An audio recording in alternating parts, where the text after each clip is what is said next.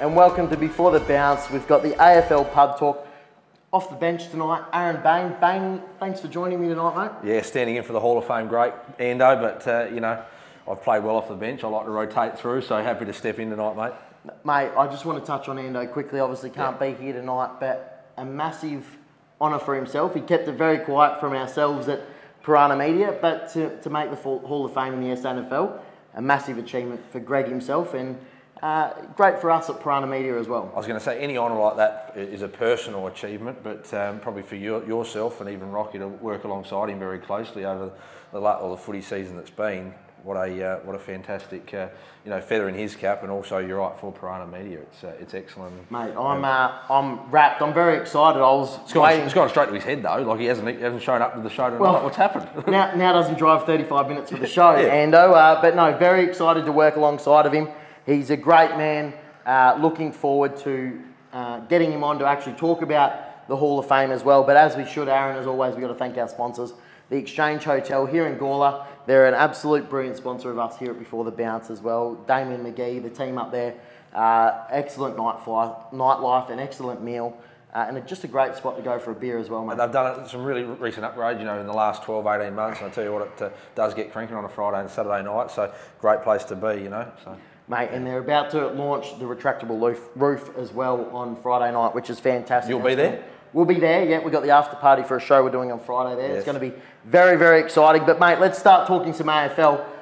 Some word come out today that Joe Danaher may potentially not be at Essendon next year. A name so famous with Essendon as well, the Danaher name. And, the question looms, where will he be? So, Sydney, is that... So Sydney have been touted with, Buddy nearing the end of his career. Obviously being a very good forward. And they've always had those good forwards, so... Is Sydney the possible home for him? Yeah, well, look, I think Essendon would be silly to get rid of Joe. He's a quality player. Yes, he's had his injury battles this year especially, and probably the last 2 years, but I think he's only going to get better from that. He's still only, I think he's 23 now, so he's still got plenty of footy left in him as a key. Look, I think Sydney, if you're Sydney, you're going to offer the absolute house car to him as well. The package. But I think Essendon, on the other hand, they just need to... Stabilise? Oh, they need to hold him. Essendon need that key forward. That's probably what they've lacked this year through him not playing. But, look, I'd be disappointed to see him anywhere other than Essendon next year, but it looks like a few clubs might be throwing the kitchen sink at him as such. He's going to be a marquee player if he has come up on trade talk, but, hey... The Bombers have been in the past willing to let those big names go or let players go. So it will be interesting to see how the next few weeks plays out. But as with any side of the media, and as we do, we play it up a little bit as well for that extra attention, and so there'll be a lot to play out the next few weeks. There'll be other clubs throw their name in the mix as well. Teams like the Gold Coast, if he was on the market, it'd be silly not to go after a marquee player like him if that was to be the case. So they need some depth to their ranks as well. Well, the Gold Coast have got a lot of issues, and the AFL has to give them some serious assistance, not just priority picks. Yeah. There's got to be other things coming from the AFL as well. But Port Power, another interesting one. They recruited Tommy Rockcliffe from Brisbane. He's about to have his third shoulder recode. Now, he's going to miss most of the pre-season, and we saw this year when he missed a lot of the pre-season, he took a bit to get going. Yeah. Is that, for Port, are they probably giving away too much in having Rockcliffe do that, or is he going to come good for him, do you think? Again, it's another interesting debate, and this time of year, his longevity and you can't question his ability. He's a great player, but his longevity to the club, and also how many games will we see out of him next year, or would Port see out of him next year? And certainly, you probably won't see him till that latter half of the year, midway through, if he's going to miss the whole of pre-season. As we've seen before, when he lacks those few games early in the year, it takes a while to get going. So.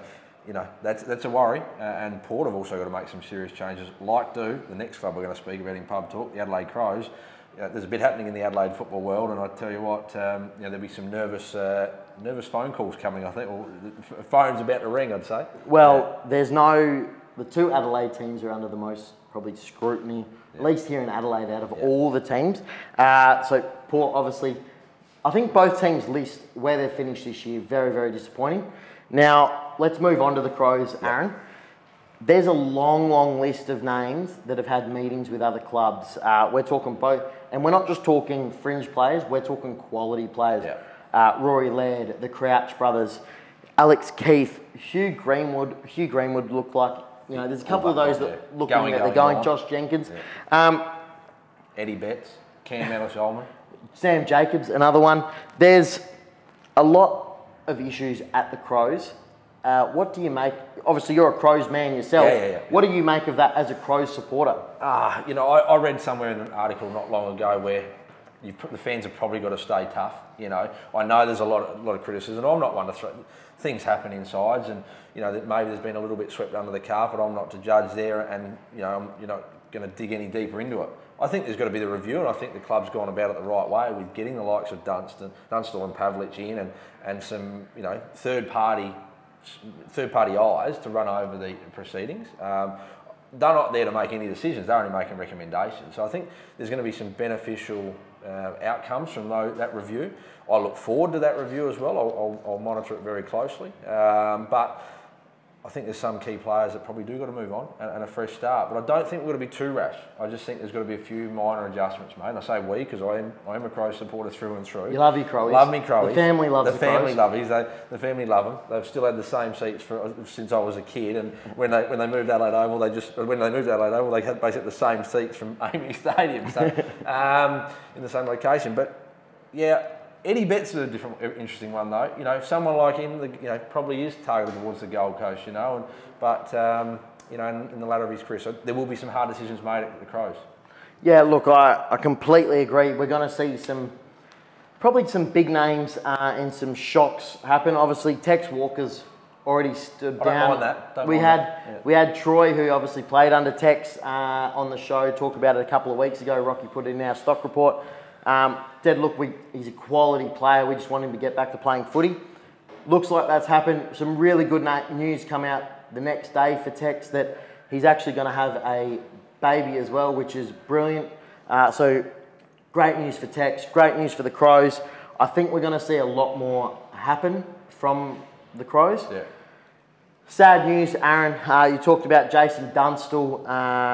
Obviously, the news of Spud Frawley on Wednesday. Mental health, we talk about it hugely on this show, and you know, about how much it is in sport, and that at the moment, Spud Frawley, one of the major media faces for Fox Footy and the AFL. It's, you know, as a media person, as a Fox Footy lover and as a footy lover, the only words I could put it into practice was sad, but to see someone go through mental struggles and then have to get to that extent, it's a massive loss for the game of AFL footy itself. Oh, it's not even, it's outside of football, it's everyone, you know, it is a massive loss, and you know, condolences with the family and close friends as well, and everyone that's been affected by it. So, you know, unfortunately, you know, it is a very sad moment in the sport as we lead into finals. Yeah, look, as you said, condolences to the family. Spud Frawley, for me, getting into media was a massive part of that. So it's been really tough to, you know, I guess see that happen to someone of that calibre. But look, I think as we touch on the Crows, they're going to be, there's going to be a lot more to come out of that as well. So a massive week in AFL footy. We're into the second week of finals, which is going to be huge as well across the board. And again, as always, we thank the Exchange Hotel here in Gawler for their ongoing support here at Piranha Media as well. Stick around, we've got plenty more to come here at Before the Bounce as well.